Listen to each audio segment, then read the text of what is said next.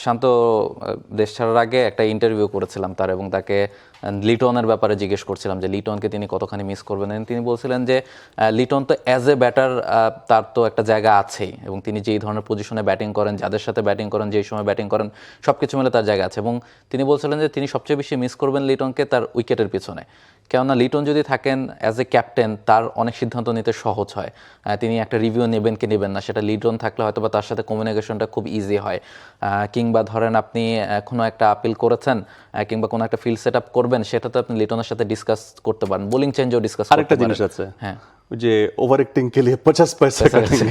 হ্যাঁ, সেই স্লেজিং এর জায়গাটা। এবং আপনি যখন অস্ট্রেলিয়ার সাথে খেলতে যাবেন, আমার মনে হয় যে ফুল অন স্লেজিং হবে, কারণ 2003 সালে বাংলাদেশ যখন গিয়েছিল তখন হয়তো অস্ট্রেলিয়া সেভাবে স্লেজিং করেনি। AKS অর্জন করলো গিনেস ওয়ার্ল্ড রেকর্ডস। AKS কিন্তু এখন যে বাংলাদেশ দল যাচ্ছে সেই দলকে নিশ্চয়ই অস্ট্রেলিয়া স্লেজিং করতে চাইবে একদম ফার্স্ট বল থেকে। এক্স্যাক্টলি, এবং সেই শটটা তো তারা নিতেই চাইবে। সো সেই লিটন দাস ফিরেছেন, সেইটা খানিকটা রিলিফ দিচ্ছে কিনা, এবং আমার কাছে মনে হচ্ছে খানিকটা প্রাণ পেল এই সিরিজটা, যে মানে আপনার ফাইন টিউন করতে পারেন যে ব্যাটারটা, সেই ব্যাটারটাকে আপনি পাচ্ছেন।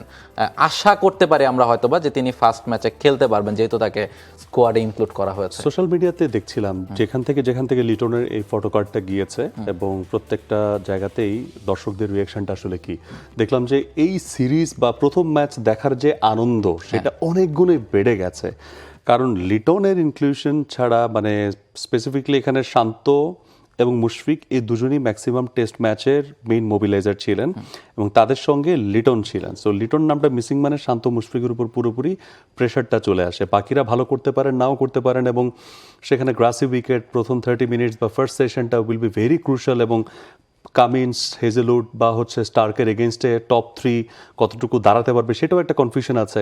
সো ওই জায়গা থেকে লিটনকে কিন্তু সবাই মিস করছিল, বিকজ লোয়ার মিডল অর্ডারটা এবং সেই সঙ্গে লোয়ার অর্ডারকে নিয়ে তিনি যেভাবে আসলে জেলিংটা করেন, ওই জায়গা থেকে মানে লিটন ছাড়া এখানে আর পারফেক্ট অপশন আসলে খুব একটা পাওয়া যাচ্ছিল না। উইথ ডিউ রেসপেক্ট, বাকিরাও নিশ্চয়ই ভালো করবেন সেটা আমরা প্রত্যাশা রাখি, বাট লিটনের ইনক্লুশন বাংলাদেশ দলকে কিন্তু এনহান্স করেছে।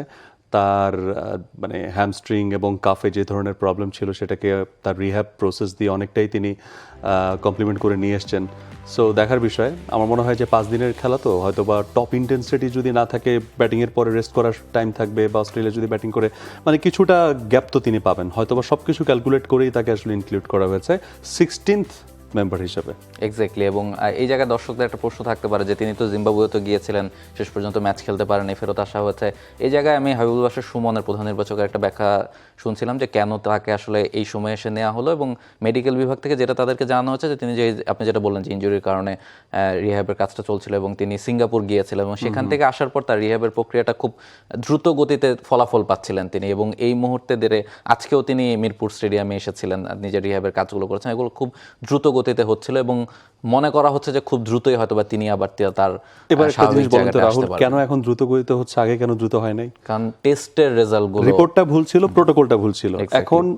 এখন হচ্ছে তার অ্যাসেসমেন্টটা রাইট, এই অ্যাসেসমেন্টের এগেইনস্টে যে প্রোটোকল মেনটেন হবে রিহ্যাবের জন্য, সেই প্রোটোকলটা রাইট। সো এই কারণে এটা রেজাল্টটা পাচ্ছেন খুব দ্রুত। এক্স্যাক্টলি, এবং এমনিতেও বলা হচ্ছিল যে আগস্টের 12 তারিখে তার একটা টেস্ট দেওয়ার কথা, সেটার উপর ডিপেন্ড করবে যে তিনি সেকেন্ড টেস্টে খেলতে যাবেন কিনা।